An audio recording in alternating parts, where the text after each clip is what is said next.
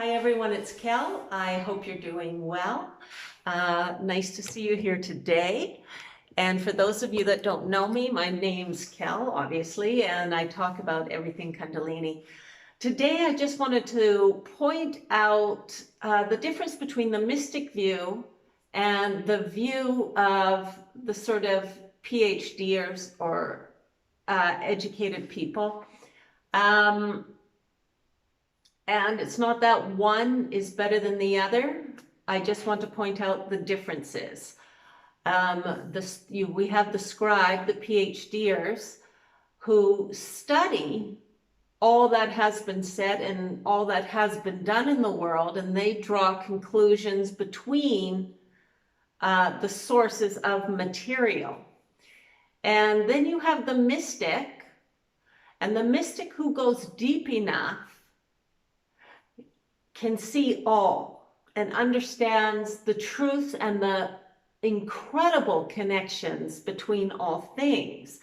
But they have the breadth of the view, and they have the depth of knowing, and being able to see the truth of things, which is interesting because the scribe is trying to create truth through what has already been created, whereas the mystic is going to the pure truth that is unadulterated and coming to a degree, coming to knowing without relying on other external sources. The mystic is relying on their source. And, to do the mystic path is really, really hard. And you have to trust every step of the way, or you have to step forward and be willing to sacrifice every step of the way. And these sacrifices grow. They start small, and then the sacrifices, as you go into mysticism, as you go deeper, they grow to be more intense and more, until you're faced with, suddenly you've sacrificed all, and then you sacrifice yourself over and over again. And this concept of the sacrifice, which I'm not going to get into here, it sounds like something easy. Okay, I'm going to give this and I'm going to get that, but you don't know what you're getting, and you have to sacrifice the things most dearest to you. That's the path of the mystic. When you go deep, deep, deep, you get to the point where you are asked to sacrifice, and then after the sacrifices, you are asked to face every fear you've had. And you don't just face your fear. These fears are raging fearful. It is your fear times a billion. It's magnified. But once you go, everything is a mirage. I wish I'd known that at the time because it seems so real. Everything is a mirage, as life is a mirage, a dream that we have all agreed upon. So, so getting back to the scribe and the mystic, and I just want to, I can share with you a story, a personal story actually that happened to me about 10 years ago. I was looking on the internet for something to do with physics, and you'll find out why if you're on the webinar. So I encourage you to join the webinar for sure. I got on a forum over 10 years ago. I mean, there weren't that many people online searching for the stuff I was searching for. I mean, it was so hard to even find a picture of the zodiac that I had to get permission from this astrological, no, it wasn't even an astronomy company to use their zodiac picture. That was 13 years ago, actually. But a couple years after that, I met a I was online and I joined a forum, and the forum had was full of people just like you and me, right? And it was a physicist who lived on Hawaii at the time, and he was sharing his knowledge on a research paper that he published, and he was saying everything in the universe circles. And I thought, well, that's really odd, because the way I see it, no, everything spirals. So anyways, I joined the forum and I got on, and there were many people. I think there was like thousands. And I said to him, no, it doesn't circle, it spirals, but the coordinates are the same. The geometric coordinates of the spiral are the same as the circle, but it doesn't circle, it all spirals. And he was so resistant. No, it doesn't. No, it doesn't work like that at all. No way. He was absolutely resistant. I said, yes, it does. Go back, do your research, and you will find that it does. Anyways, I didn't get anywhere with him on that forum, but 6 months later, I was working in physics. I was doing something to do with the information that you'll be seeing on the webinar again, and I stumbled across him on a TV show or an internet show saying everything spirals. He had completely changed his paper and he was saying everything spirals. But I want to point out how resistant he was, and he never would have known that if he hadn't come into contact with somebody who had done the mystic work. Now, he was self-taught, but he was self-taught on what already was.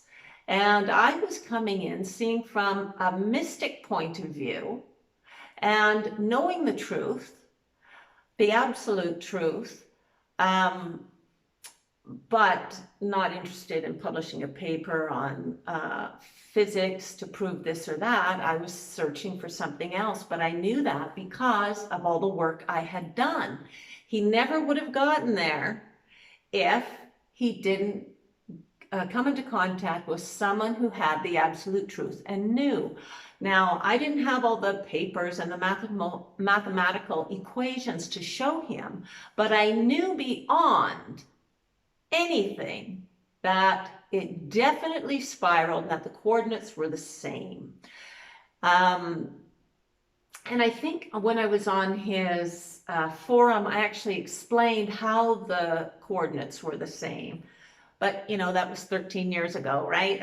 Or 10 years ago. That was a fair amount of time ago, and I've been extremely busy since. But I wanted to show you the difference between the mystic view. So sometimes we'll bump up against things in life where maybe someone did do something mystical or found something out or had a feeling, and we will immediately deny it. Well, that's not, I guess, the science. People are using that nowadays. That's not, the science isn't there. But I want to remind you that science is built upon a set of agreed upon laws. But science goes way beyond what man knows. Now, if we even think, if we think in terms of light, and I know I've mentioned this before and I'd like to say it again, if we think in terms of light, let's say that this line represents all the light in the universe, all the light in the universe, all the different levels which are organized by degradations of color, okay? So we will find that color itself, which is in the world of light, exists right here. Very, very, very, very small. And actually this continues on, and this is all the invisible light. So you could even say the invisible light supports the light of the world, because the light of the world is right here. This is what you see. This is what science measures. So you can see now how there is worlds upon worlds upon worlds, infinity knowledge behind this little agreed upon measurements that science is doing. Yeah, so I wanted to point that out because it's the people that do that make the difference in the world. It's the people that go out there and do the empirical work, which is the work, the finding out by doing. And there's nothing wrong with scribes because they take that information and they look at it in a variety of ways to do their own analysis for whatever. But I wanted to point out where knowledge really comes from. It doesn't come from here, okay? It doesn't come from here. It comes from the people that are in the fire of the world, the ones that really want to know, the ones that are doing the work. And these guys over here are the ones reading about it and having their conversations and analyzing and debating and whatever. Okay, so it is so vital to trust your invisible center. Okay, it is so vital to trust that invisible center because that invisible center is filled with all this light, this invisible light that supports everything that you see. And the more you trust that center without thinking too much about it, the more life begins to change. It just becomes so much easier. And believe me, because I was trapped in this world, after doing this, I was trapped for 12 years in this world, researching, looking for information, trying to find out what the heck went on, what is going on.